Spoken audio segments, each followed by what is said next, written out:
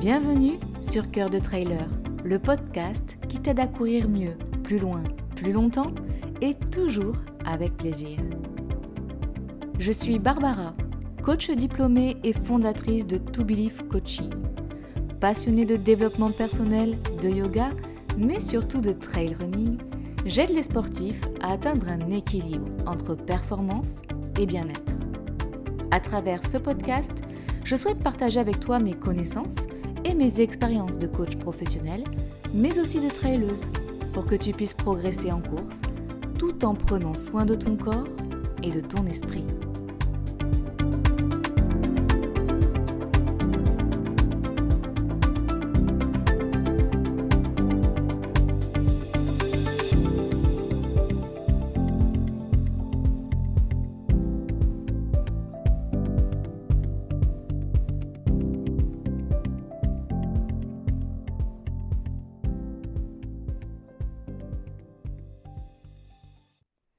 L'hiver, c'est souvent une période où nos routines s'ajustent. Les journées raccourcissent, les sentiers sont parfois impraticables et, il faut bien le dire, la motivation peut vaciller. Pourtant, comme on l'a vu dans l'épisode 4, l'automne et l'hiver sont des moments stratégiques pour poser les bases d'une progression solide et durable. C'était le moment d'explorer des exercices de VMA, de renforcement musculaire, de mobilité, pour préparer son corps aux charges plus importantes de l'année qui arrive. Dans l'épisode 7, on a également abordé les spécificités de l'entraînement hivernal en insistant sur l'importance d'adapter sa pratique aux conditions climatiques, se protéger du froid, allonger les échauffements et limiter les temps de pause pour ne pas se refroidir. Ces conseils sont essentiels pour rester actif pendant l'hiver si on en ressent le besoin et si on a envie de progresser et de prévenir les blessures du printemps. Aujourd'hui, on va approfondir un point crucial évoqué dans les épisodes précédents. Se construire un corps solide et résilient grâce au renforcement musculaire ciblé. C'est une étape fondamentale pour affronter les sentiers au printemps, mais aussi pour prévenir les blessures, ces fameux ennemis invisibles qui guettent les trailers, surtout quand ils négligent cette phase d'entraînement. Alors que tu sois débutant ou expérimenté, cet épisode est pour toi. On va parler de pourquoi et comment intégrer des exercices de renforcement dans ta routine hivernale, quels exercices concrets à privilégier pour travailler notamment tes jambes, ton tronc, tes bras, tes épaules, et comment ces efforts, même modestes, peuvent avoir un impact énorme sur ta pratique. Et comme d'habitude, en fin d'épisode, je te donnerai quelques astuces et un véritable challenge ludique, motivant, parce que s'entraîner sérieusement, ça ne veut pas dire s'ennuyer. Alors que tu cherches à performer, ou simplement à courir sans douleur, ce travail est une clé essentielle pour faire battre ton cœur de trailer tout au long de l'année. Commençons tout de suite par une question essentielle. Pourquoi renforcer ton corps en hiver ? Pourquoi c'est important de le faire à ce moment-là ? Et à quoi ça sert pour ta préparation du printemps ? Dans ce chapitre 1, on va parler de 3 raisons essentielles du renforcement musculaire, de l'utilité du renforcement musculaire. Prévenir les blessures, optimiser la performance et adapter son corps aux activités hivernales pour gagner en résilience, en vue évidemment des futures compétitions. Est-ce que tu savais que la majorité des blessures en course à pied sont dues à des déséquilibres musculaires et à un manque de force dans des zones clés?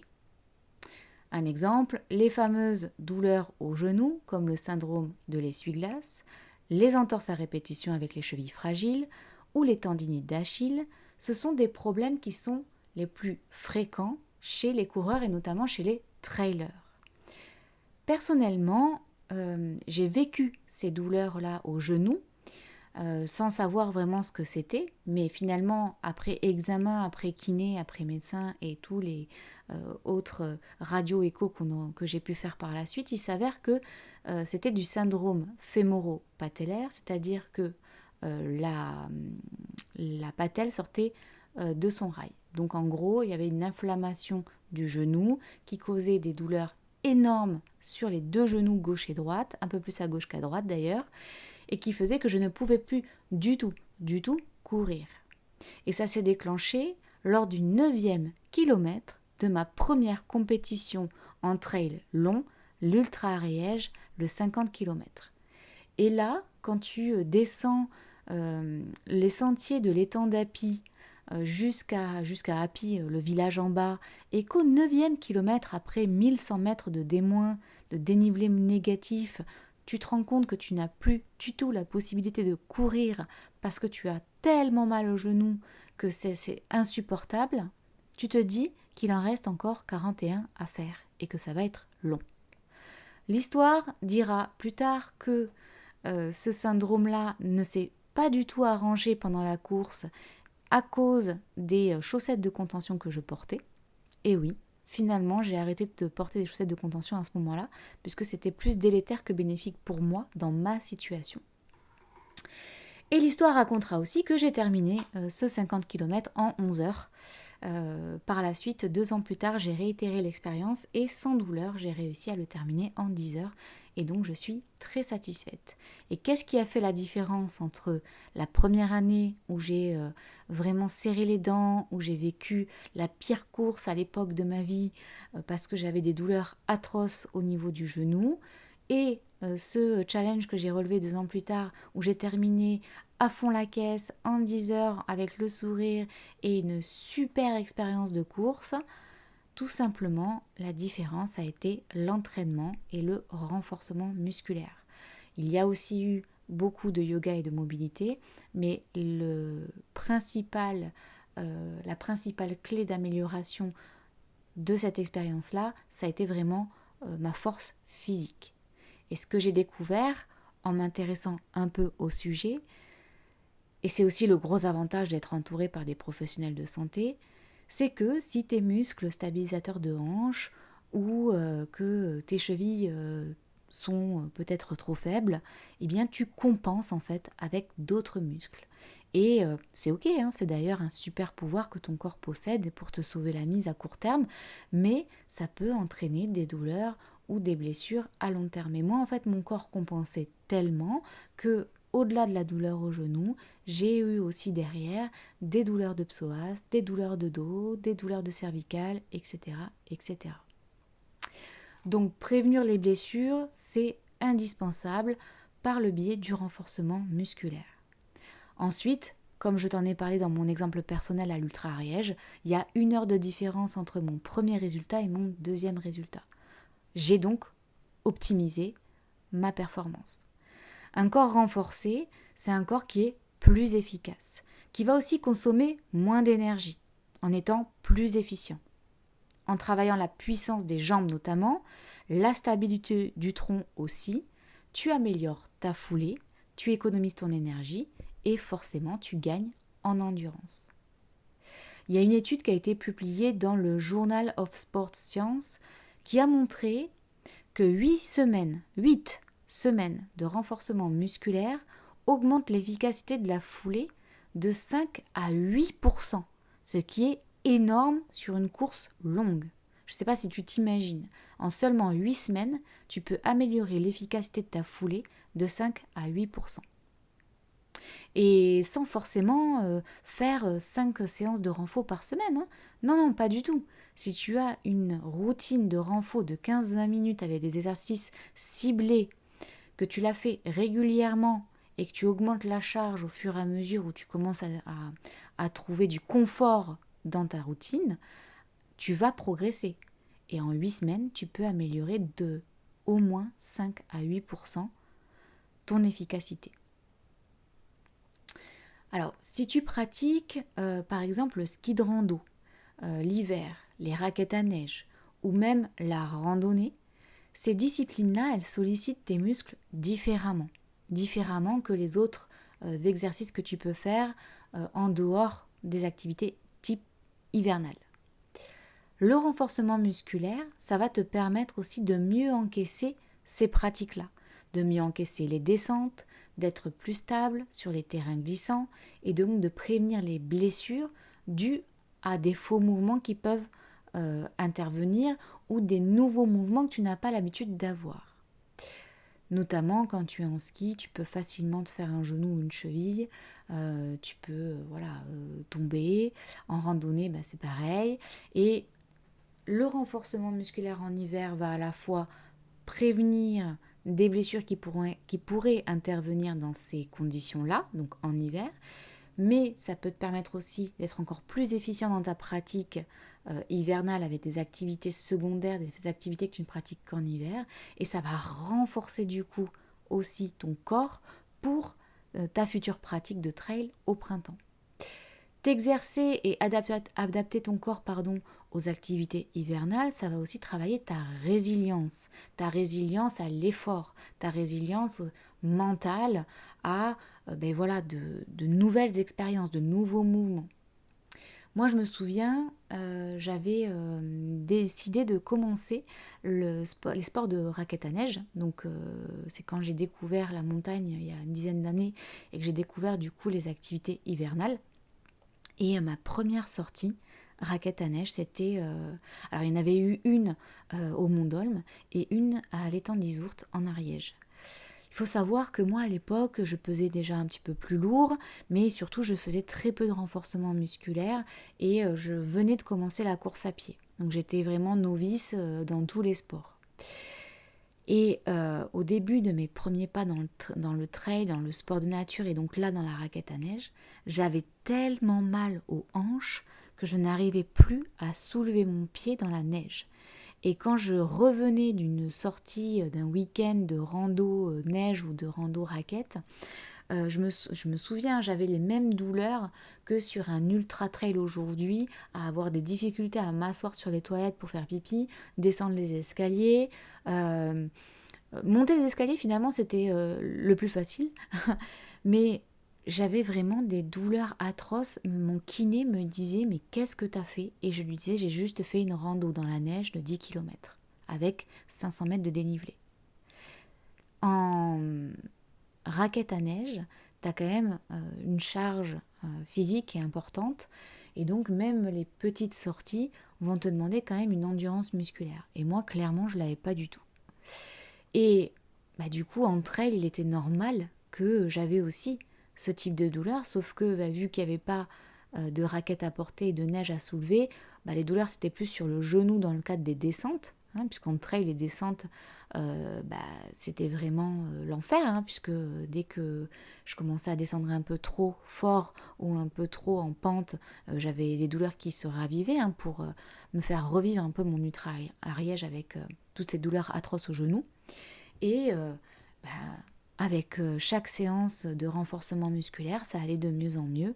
Et aujourd'hui, c'est vraiment la pratique de sport que je préfère parmi toutes, même je pense au-delà du trail, parce que le renforcement musculaire, j'ai vraiment les sensations, j'ai vraiment l'impression de vraiment travailler en profondeur et de me renforcer pour une santé, durable, pour vraiment permettre à mon corps de vieillir correctement et d'affronter les aventures que je vais lui demander d'affronter et tout ça sereinement.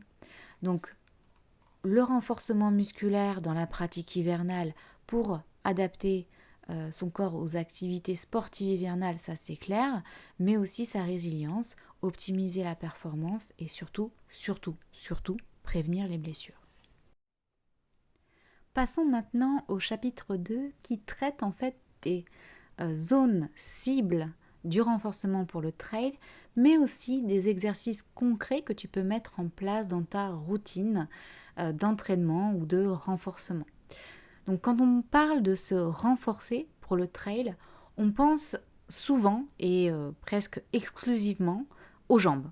Et à juste titre, on est d'accord, ce sont tes moteurs principaux, mais en trail, tu n'as pas que ces muscles-là qui travaillent.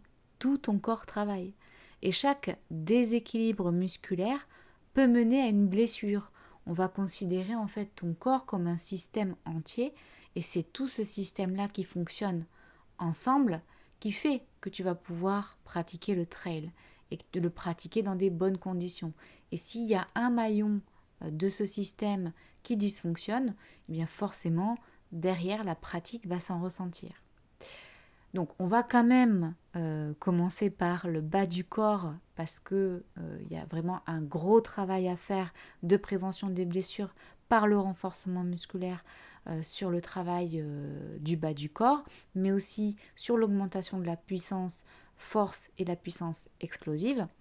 Et là, on va parler du coup un peu plus de travail excentrique. Je ne sais pas si tu en as déjà entendu parler, c'est un régime de contraction.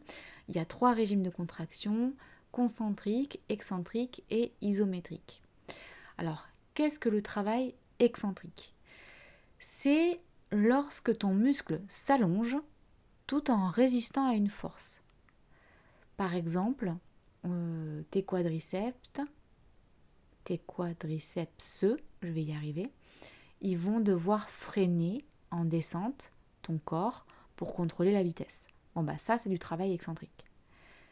Chaque pas peut représenter plusieurs fois ton poids de corps. C'est-à-dire qu'à chaque fois que tu vas faire une descente en trail, c'est comme si tu mettais plusieurs fois le poids de ton corps sur tes muscles, notamment ceux du bas du corps.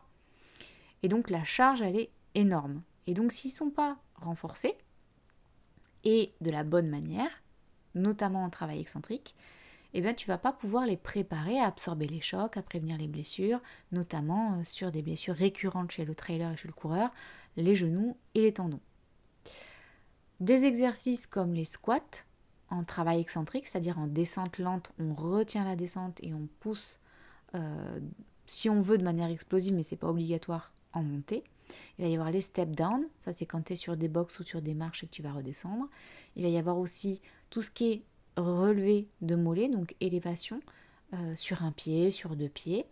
Et tout ça, tu vas effectuer ces mouvements très lentement, peut-être sur 3 secondes en descente et 1 seconde en montée. Et ça t'aide à développer la force excentrique. Donc ça, c'est pour le bas du corps. Donc on va travailler les squats, on va travailler les fentes, on va travailler les step down, les relevés de mollets. On peut travailler aussi la marche en crabe, on peut travailler les ischios en faisant du glute bridge sur une Swiss ball, donc du pont fessier sur le Swiss ball, sur les grosses boules en fait, et tu vas pouvoir allonger les jambes et les ramener pour travailler un petit peu plus. Voilà, tu vas pouvoir faire de la planche asiatique. Il y a énormément d'exercices de renforcement musculaire pour le bas du corps. Et si tu le travailles en excentrique, ça va forcément avoir des bénéfices sur ton efficacité au niveau progression de performance, mais aussi sur la prévention des blessures.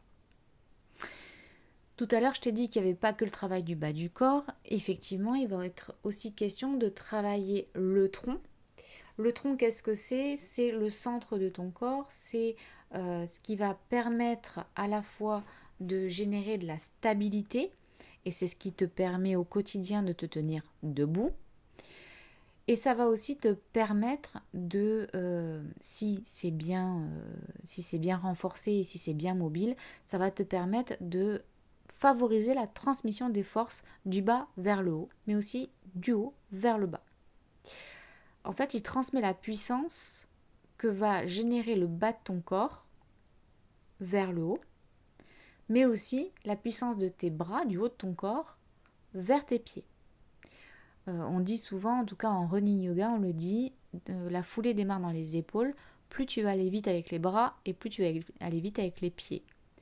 Ça, c'est pour une question de vitesse. Et ensuite, pour la puissance, plus tu vas donner de la puissance en haut et être stable et mobile sur la puissance en bas, et être stable et mobile sur le haut du corps, et plus tu vas générer de force. Voilà. Donc, la puissance entre le haut et le bas et le maintien de la posture efficace, que ce soit en montée ou en descente. Ça, c'est la fonction du core, C-O-R-E, du tronc en fait, du centre de ta stabilité. Donc évidemment pour travailler ces exercices-là, tu vas avoir du gainage, de la planche, tu vas avoir des exercices polyarticulaires aussi comme le squat, ça va favoriser aussi la stabilité du tronc, puisque tu vas devoir être stable pour pouvoir descendre et remonter. On a moult exercices qui nous permettent de travailler ce tronc. Par contre, attention, ne confondons pas renforcement esthétique et renforcement musculaire, on va dire, pour du travail fonctionnel, d'accord ? Donc, le but là, c'est pas d'avoir un super six-pack. Le but, c'est de pouvoir prendre une descente confortablement en étant solide et stable et de pouvoir bien transmettre la puissance dans les jambes et dans les bras quand on va sur des relances ou sur des montées en trail, par exemple. Donc, ventre plat et six-pack, ça sera peut-être un bénéfice secondaire, mais c'est pas pour ça qu'on va travailler ce tronc. Donc tout ce qui va être crunch, on oublie, parce que c'est pas ça qui va faire qu'on va être plus performant en trail. C'est justement des mouvements qui sont un peu plus basés sur de la cohérence et de la logique des mouvements qu'on fait tous les jours. Donc par exemple, ça va être, tu es en planche, tu déplaces des objets d'un point A à un point B pour avoir une planche dynamique. Tu vas faire des exercices que tu ferais en course à pied, par exemple en rapprochant genoux et coudes. Voilà, parce qu'à un moment donné, peut-être que tu vas devoir, sur une montée, rapprocher le genou et le coude pour avoir une force au niveau des bras et une force au niveau des jambes. Voilà, c'est vraiment des choses qui sont simples, basiques, mais qui sont efficaces. Donc le but, c'est pas de complexifier et de faire des crunchs en veux-tu, en voilà, parce que de toute façon, la seule chose que ça te fera faire, des crunchs, surtout si tu es débutant, c'est de faire sortir ton ventre. Donc j'en ai fait pendant des années et je peux te dire qu'aujourd'hui, je n'ai pas un ventre plat. Et je n'ai pas pour autant un meilleur gainage. Et j'ai eu besoin de passer par ces exercices-là de mobilisation fonctionnelle pour justement être beaucoup plus efficace et avoir beaucoup moins mal au dos quand je porte mon sac en ultra. Donc c'est à ça aussi que ça sert de faire du renforcement musculaire, c'est aussi de supporter la charge de l'équipement supplémentaire que tu vas avoir sur le corps. Quand tu as quelque chose autour de la tête, donc une lumière autour de la tête, c'est du poids supplémentaire. Quand tu as un sac à dos, c'est du poids supplémentaire.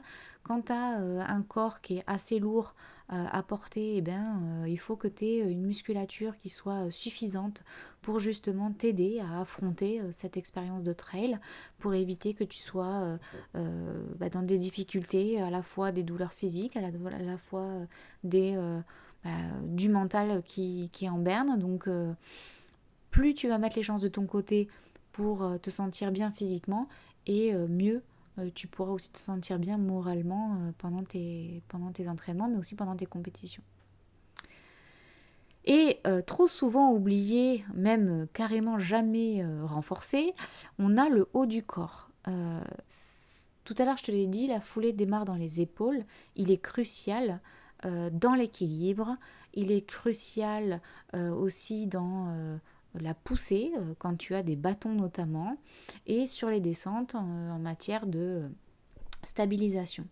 Donc le haut du corps, il doit être à la fois stable et mobile.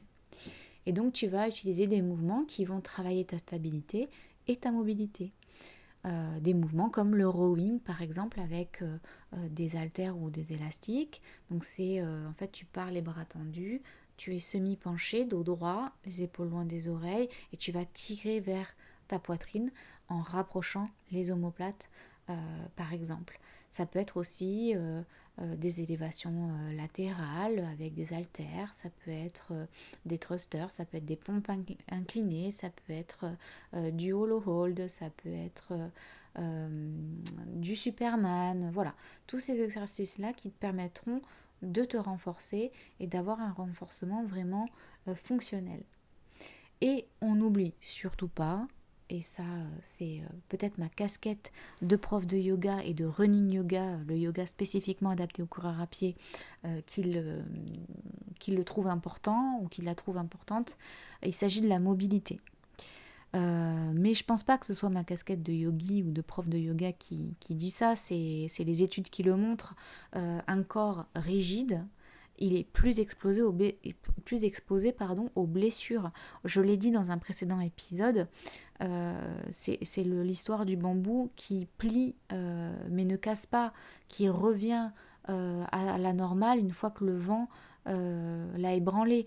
Donc oui, il faut être fort, mais il faut être souple, il faut être mobile, parce que ça évite justement d'être trop figé et de souffrir en fait des traumatismes et des lésions qui peuvent intervenir parce qu'on met trop de charge d'entraînement et qu'on n'a pas travaillé sa mobilité.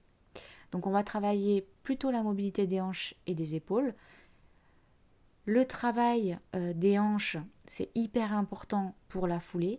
Le travail des épaules, c'est hyper important pour le mouvement des bras. Les hanches, c'est le carrefour des émotions. Donc le travail de mobilité des hanches, ça peut aussi développer des réactions sensorielles et émotionnelles particulières. Le travail des épaules, ça va améliorer aussi notre condition physique dans notre vie au quotidien parce que on est sédentaire, qu'on est souvent assis derrière un bureau, le dos un peu voûté, etc. On est un peu crispé, il y a du stress, on a la mâchoire fermée, les épaules remontées, on est vraiment comme si on avait le poids du monde sur ses épaules. Donc ce travail-là, ça va aussi générer du confort dans un quotidien qui peut être un petit peu stressant et très sédentaire. Donc travailler la mobilité scapulaire, la mobilité pelvienne, donc épaules et hanches, c'est aussi permettre d'avoir un quotidien qui est plus apaisé, plus serein et donc une santé durable. Tu vas pouvoir utiliser des élastiques si tu en as, mais ça peut se faire sans matériel. Tu peux faire des cercles, tu peux faire de la vraie mobilité avec du renforcement, de la souplesse, avec du yoga par exemple. J'ai énormément de séances de yoga spécifiquement adaptées aux coureurs à pied ou pour les randonneurs ou pour les trailers qui sont axés justement sur ce type de mouvement pour améliorer la mobilité. Donc voilà, il y a plein d'exercices simples, efficaces que tu peux faire assis au bureau, que tu peux faire dans ta voiture, que tu peux faire en sortant de ton lit, qui te permettent justement de te renforcer mais aussi de t'assouplir. Et comme ça, tu bâtis vraiment une base fonctionnelle, solide, pour aborder une prochaine saison, peut-être avec un peu plus de force, un peu plus d'équilibre et surtout un peu plus de sécurité.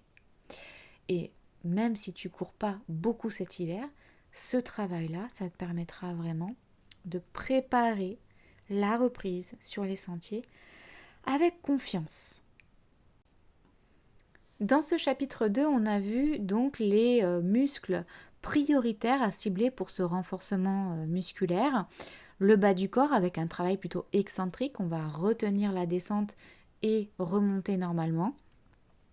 On a vu quels exercices pour quels muscles et on a parlé aussi des zones à ne pas négliger dans sa routine de renforcement, notamment le tronc et le haut du corps. Sans oublier non plus le travail de mobilité qu'on devait faire sur la ceinture scapulaire et la ceinture pelvienne. Et donc je t'ai expliqué qu'il y avait des routines de yoga qui étaient disponibles sur ma chaîne YouTube pour t'aider justement à la construction de cette routine mobilité que tu peux retrouver gratuitement sur Internet. Dans ce chapitre 3, on va intégrer le renforcement dans une routine. Et donc maintenant qu'on a les exercices, on va voir comment tu vas pouvoir les intégrer dans ta semaine. Déjà, il faut savoir que tu n'as pas besoin de faire une séance de renforcement musculaire tous les jours pour avoir des résultats. Pour avoir des résultats, 1 à 2 séances par semaine suffisent. Et j'ai envie de même aller plus loin que ça. 1 séance par semaine de 20 minutes suffit à avoir des résultats si elle est faite régulièrement, c'est-à-dire toutes les semaines. Pareil, au niveau des exercices, basique, fais simple, fais des exercices que tu connais ou des exercices qui te sont accessibles. Ne va pas chercher à faire des trucs hyper compliqués. les trucs compliqués, ça tient jamais très longtemps. Et au final, tu risques de te blesser. Alors que si tu avais fait du squat, du gainage, du pont de hanche, des pompes, des choses simples, des trucs simples.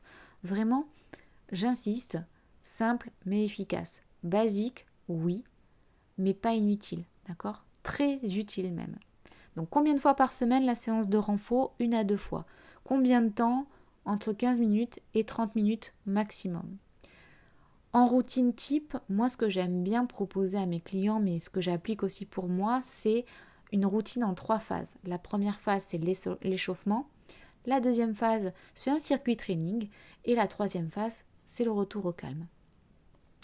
Dans l'échauffement, moi ce que j'aime bien faire, c'est de la routine de mobilité articulaire. Et donc je vais utiliser des mouvements que je pratique au yoga notamment. Tu peux retrouver des morning routines, routine de yoga dans mon lit, qui te montrent certains exercices de mobilité articulaire que je fais en échauffement. Parfois, ce que je fais aussi pour les échauffements, c'est que je fais tous les exercices que j'ai prévu de faire dans mon circuit training, mais sans charge et à allure très faible, donc sans intensité, juste pour mettre mon corps en condition. Une fois que j'ai fait ces 5 minutes d'échauffement, je me prépare un petit circuit training. Donc ça peut être par exemple 5 exercices full body, c'est-à-dire tu choisis 5 exercices qui vont représenter l'ensemble de ton corps. Donc ça peut être 2 exercices de jambes, un exercice de gainage et 2 exercices du haut du corps. Ça peut être aussi 3 exercices de jambes, un exercice de gainage, un exercice du haut du corps. Ça c'est comme tu veux. Il peut y avoir 5 exercices, 10 exercices. Vraiment, fais-toi plaisir. Par contre, moi, mes séances de circuit training, elles durent rarement plus de 15 minutes. C'est-à-dire que je vais privilégier la qualité de l'exécution, l'intensité que je vais mettre dans ma séance, plutôt que la durée. Je vais prendre par exemple 3 séries de 5 exercices. Je vais répéter ces exercices-là pendant 40 secondes avec 20 secondes de récupération. Et une fois que j'ai terminé mes 5 exercices, je prends 1 minute 30 à 2 minutes de récupération avant d'entamer la deuxième série. Je fais pareil sur la deuxième série et pareil sur la troisième série. Ça peut être ça. Après, ça peut être aussi, j'ai décidé de faire 5 exercices à la suite avec un nombre de répétitions. Par exemple, j'ai décidé de faire 30 squats. Après les 30 squats, je fais 1 minute de gainage, par exemple. Après la minute de gainage, je vais faire du jumping jack, par exemple, etc., etc. Et à la fin de mes exercices, je prends 3 minutes de récupération et je recommence 3, 4 ou 5 fois ces exercices-là. Mais rarement plus de 15 minutes dans le circuit training. Parce que là, on est déjà à 5 minutes d'échauffement, 15 minutes de circuit training, et ensuite, un petit retour au calme de 5 minutes. J'aime bien mon retour au calme. On le fait rarement, le retour au calme. Donc moi, j'aime bien me détendre pour rééquilibrer un petit peu le système nerveux, pour ramener un peu de relaxation dans, on va dire, une routine qui a été vraiment très active, très dynamique. Et donc, je fais des exercices de respiration, j'essaye de me détendre, je fais quelques mouvements de yoga pour un peu de stretching, mais je ne vais pas très très loin. C'est juste pour favoriser la récupération et pouvoir justement switcher et passer à une autre activité par la suite. Donc ça, c'est ma routine type d'entraînement. Si jamais tu as ce genre de routine d'entraînement et que tu veux les partager, n'hésite pas à les mettre en commentaire de ce podcast ou sur le compte Instagram de Cœur de Trailer quand j'aurai sorti la retranscription du podcast. N'hésite pas aussi à me partager tes difficultés, si tu as besoin de conseils, si tu as besoin que j'aborde certains items un petit peu plus précisément, si tu as besoin d'autres exemples de routines, si tu as besoin vraiment d'une routine type que je partage sur les réseaux, il n'y a pas de souci, mets-le-moi en commentaire. N'oublie pas aussi de t'abonner au podcast parce que ça permet justement de valoriser mon travail et de m'inciter à partager encore plus. Pour terminer ce chapitre 3, j'aimerais parler aussi d'un exemple personnel que j'ai eu. Moi, quand je reprends le renforcement, j'ai tendance à trop en faire, donc trop vite, trop chargé, trop intensément. Et du coup, j'ai des grosses courbatures. Heureusement, je ne me blesse pas, mais du coup, je souffre un peu les 2-3 jours qui suivent les séances. Avoir des courbatures, ça peut être normal. Par contre, si elles sont vraiment invalidantes, incapacitantes, si ça te crée des situations où vraiment tu ne peux plus faire certaines choses, alors c'est peut-être que tu es allé un petit peu trop vite. Commencer doucement et augmenter les répétitions, augmenter la charge progressivement, Ça permet déjà de ramener un petit peu de challenge et de ludique dans les séances, mais ça permet aussi de progresser en douceur et de permettre à ton corps de s'adapter progressivement à la charge d'entraînement que tu vas lui donner et donc à ne pas se blesser. Moi, souvent, j'ai des difficultés à aller faire pipi ou m'asseoir sur mon fauteuil après une grosse séance de jambes. Comme hier par exemple, aujourd'hui je souffre terriblement, mais je sais que là, la séance elle a été suffisante. Elle n'a pas été trop loin puisque déjà demain j'aurai de meilleures sensations et après-demain ça sera oublié, on pourra passer à autre chose. Mais si ça dure plus de 72 heures, attention, il vaut mieux consulter. Il est bientôt l'heure de se quitter et pour terminer cet épisode, comme chaque semaine, je te propose un défi. Le challenge de la semaine, ça sera de réaliser une séance complète de renforcement en utilisant les outils que je t'ai partagés dans cet épisode aujourd'hui. Donc tu sais pourquoi il est important de se renforcer en hiver, tu sais quels exercices tu dois privilégier pour ta pratique du trail, à la fois pour gagner en puissance, en force et donc progresser, mais aussi prévenir les blessures. Alors teste, écris-toi sur un petit carnet tes impressions, qu'est-ce qui est facile, qu'est-ce qui est difficile, qu'est-ce qui te motive, qui te démotive, ou qu'est-ce qui te plaît comme exercice, qu'est-ce qui te plaît moins. Et si tu as besoin d'un coup de pouce pour te lancer, tu peux rejoindre dès à présent mon challenge, le Well and Fit Challenge Express. C'est un programme qui est gratuit, que j'ai conçu pour renforcer ton corps et garder la forme cet hiver et notamment avant les fêtes, pour pouvoir passer des fêtes 100% santé et 0% culpabilité. Alors, si tu cherches des séances adaptées, simples, efficaces, tu peux m'envoyer un petit message ou écrire en commentaire Well and Fit Challenge sur le podcast ou sur le compte Instagram et je t'enverrai le programme gratuitement. C'est un programme de 7 jours avec un exercice, une routine par jour et tu peux l'adapter à ton rythme quotidien puisqu'elles font au maximum 20 minutes. Et si tu ne trouves pas ton bonheur dans ce Well and Fit Challenge, tu peux retrouver toutes les vidéos de routine yoga pour coureur à pied sur ma chaîne YouTube. Évidemment, je t'encourage à t'abonner à ma chaîne, à liker, à commenter, à partager les séances auprès de ta famille ou des personnes qui en auraient besoin. Tu peux faire pareil avec ce podcast, liker, t'abonner, commenter, partager, c'est vraiment l'aide dont tous les créateurs de contenu ont besoin pour gagner en visibilité, mais ça nourrit aussi notre satisfaction à partager notre travail. Donc si tu veux valoriser mon travail, si tu veux m'aider gratuitement, c'est comme cela que tu peux le faire. Vraiment, moi j'ai à cœur de partager ma passion via les réseaux sociaux et via du contenu gratuit. Mais si vous êtes un trop faible taux de personnes à regarder, à liker, à partager, à commenter, les plateformes bloquent la visibilité pour les autres. Et donc ça restreint fortement ma capacité à produire du contenu et à continuer mon travail. Donc si tu as besoin de moi, je serai là, mais moi j'ai besoin de toi aussi et donc n'hésite pas à faire ce dont tu es capable pour me soutenir. Ensemble, on va donc préparer notre corps pour des sentiers encore plus passionnants au printemps. Partage tes progrès avec la communauté sur Instagram et inspire d'autres trailers à se dépasser parce qu'on est tous là pour se motiver et avancer un pas après l'autre. L'hiver, c'est vraiment une période idéale pour investir dans sa base physique. Ce travail de renforcement, même léger, même aussi petit soit-il, t'aidera à courir plus loin, plus longtemps, toujours avec plaisir, mais surtout sans douleur. Alors fais-toi ce cadeau, un corps prêt pour tous les défis. Dans le prochain épisode, je te donnerai mes meilleurs conseils pour profiter des fêtes sans ruiner ta forme physique. Alors en attendant, bouge, amuse-toi et continue de te renforcer pour faire battre plus fort encore ton cœur de trailer.